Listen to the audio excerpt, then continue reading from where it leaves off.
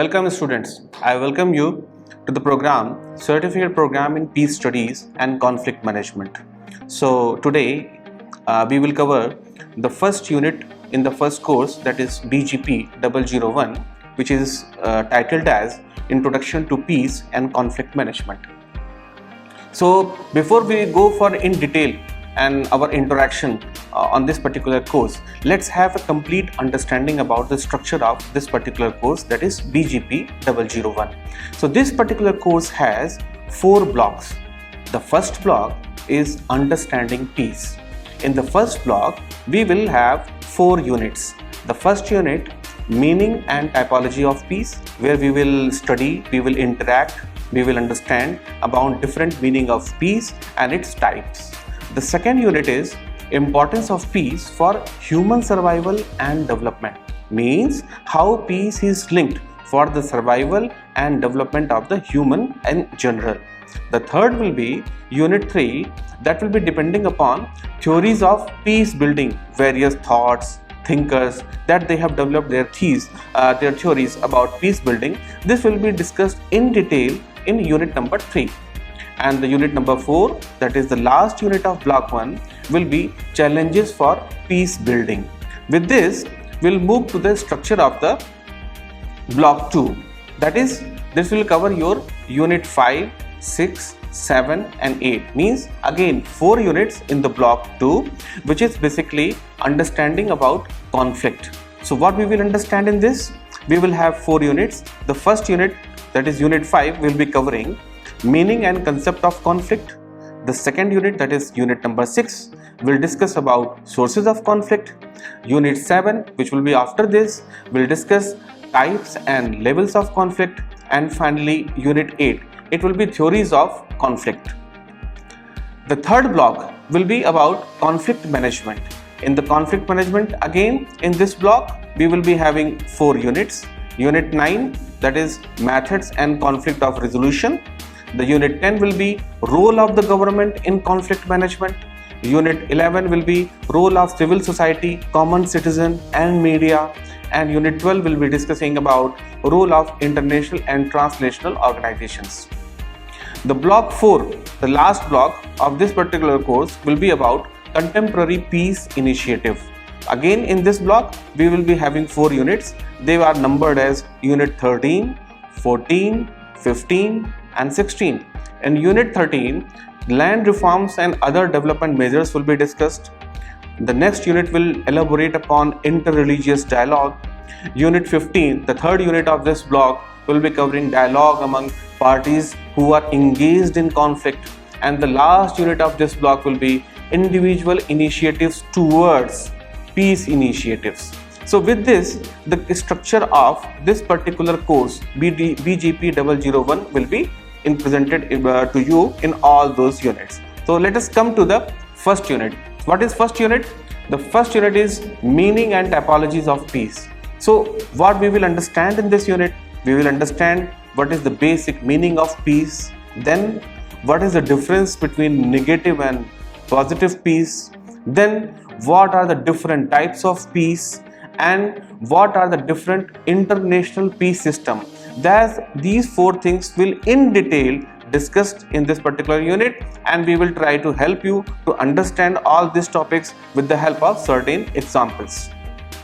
So what is peace? Peace is basically, it is linked with very ancient system, various traditions, social systems, religious scriptures. All these things have already discussed about the peace. What we can say that in general, since our inception of our civilization, the peace has already been discussed, elaborated in different types. When different civilizations were developed, peaceful environment and progress under peaceful surrounding has taken place. So development of civilization and peace are moving together, or we can say they are interlinked with each other. So how we can consider? We can consider as peace is as old as human civilization. Means when the human civilization came into existence, the peace has been in existence from that time. So it is a condition that the one of the famous author, that is Kant, he was of the opinion that peace is a condition as final end of jurisprudence. So whatever the justice, whatever the course of action that has been provided, the end is basically resolution of the peace. Now let us see what is the difference between negative peace and positive peace. Galtung has in 1996 had given the concept of negative peace and the positive peace. What is negative peace? Generally, in a common way of understanding, negative peace is considered as absence of war and positive peace is considered as absence of structural violence. So there is a distinction between violence which is manifested in a systematic way in an intergroup level and unorganized physical and structural violence manifested and on an interpersonal level. This was given a definition in 1985. Now let's have our complete understanding about negative and positive peace. So what is negative peace? Negative peace is where there is no violence but no other form of interaction either, and where the best characterization is of peaceful coexistence. What do we mean to understand about negative peace? There are two basic conditions: is peaceful coexistence and there is no violence. Then it can be understood about existence of negative peace. So what is about the positive peace? Positive peace is just not the opposite of negative peace. It is a kind of cooperation with occasional outbreaks of violence and unqualified peace where absence of violence is combined with a pattern of cooperation. In a simple word, a kind of cooperation is existed and along with that violence can be avoided. So peace is not merely a negative state of harmless or absence but a positive state of love of doing good to evildoers. This is a famous statement of our father of nation, Gandhiji, who told that peace is not merely a negative state of harmlessness or absence, means not only absence, but it is a positive state of love of doing good to evildoers. The state of peaceless status and social injustice are the offshoots of violence emanating from the individuals and the social structure. So this is the common understanding about negative and positive peace. So from negative and positive peace, now we move to international peace. How do we understand about international peace? International peace can be understood under different features, and the first one is that distribution of power. What is distribution of power? The first is that minimum equality. What is minimum equality? Means a kind of international system which is best served by making power the monopoly of one nation or system. Means there would be very less number of countries or the nation who will be having that kind of power, so that will create a monopoly of one nation or the system. And the second is maximum equality, that is known as, in a common terminology, balance of power. That is, no nation or alliance is strong enough to defeat another nation or alliance. How we can understand with this? We generally come across about several discussion about balance of power in Southeast Asia, or balance of power between the West world and the East world, or you can see the recent conflict or kind of aggression that is taken place on the eastern border of our country, northeastern, rather said north and eastern part of by Chinese aggression. So balanced power is that you give power both in the terms of economic as well as military, so that there is a balance of power. Means either of the nation is not desired or inclined to go for any kind of armed conflict with the other nation. So that will go under balance of power. And the third is how this distribution of power can be achieved by arms control. Means complete, or we can say all weapons disarmament. This arms control can also be understood in the terminology of like a kind of destruction, removal of destruction items, just like chemical weapons, complete control on the chemical weapons or biological weapons. These kind of control or any kind of treaty which goes for prohibition of using of these kind of weapons. Generally you must have understood about weapons of mass destruction. So all these things comes under the arms control. The second comes as organization of conflicts. What is this? Under this organization of conflicts, we come across one crisscross model. What is crisscross model? The crisscross model says that a system is strengthened, not weakened, by the more conflict it harbors, provided all these conflicts do not divide the units in the same way. So this is the understanding of crisscross model. I further elaborate it with the help of, in a simple meaning, that any kind of system or the nation is strengthened. When is strengthened? Because it is not weakened because of the more conflict it harbors, rather provided all these conflicts do not divide the units in the same way. So this is the basic understanding about crisscross model. The third is, under this category, is individual loyalty conflicts. What is individual loyalty conflict? Means violence potential of nation is reduced when divided loyalties are induced in the individuals. That is, when we develop a kind of understanding about increased knowledge or empathy, when they come to understand that violence is not going to help them, violence is not going to help their economic prosperity, their social inclusion, the social prosperity. So when the people understand that violence potential of the nation is reduced when divided loyalties are induced in individuals, like we show increased knowledge about the harmful effect of the violence and the harmful effect of the violence on the economic prosperity of a nation, and empathy, general consideration, love and consideration about the people, those who are residing in that particular country. So with this help, individual loyalty conflicts can be understood. And the fourth is homology. What is homology? Homology between nation means the extent to which they are similar in social and political structure. The more similar nations are in the terms of their culture, including the language, the lower is the probability of misunderstanding. Value homophy, that is, the similarity tends to produce liking and interaction. Let us take the example of Southeast Asia, the country where we are. Who are our neighbors?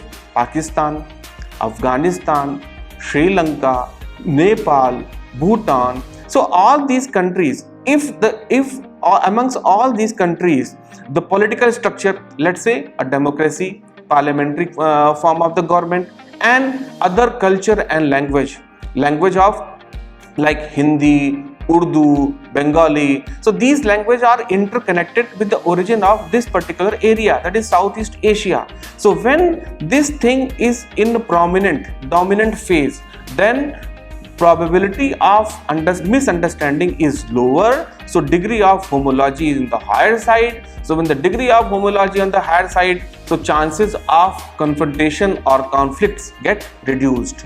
So this is about degree of homology. I again re-elaborate about these four concepts that I have just now concluded, is that under international peace there are four major factors which govern the existence and continuation of the international peace. The first is that we have already discussed, is distribution of power, that is minimum equality and maximum equality. In minimum equality means there is a monopoly, because it is saying about minimum equality. So power is generally concentrated into few countries or the nations, so that creates a kind of monopoly.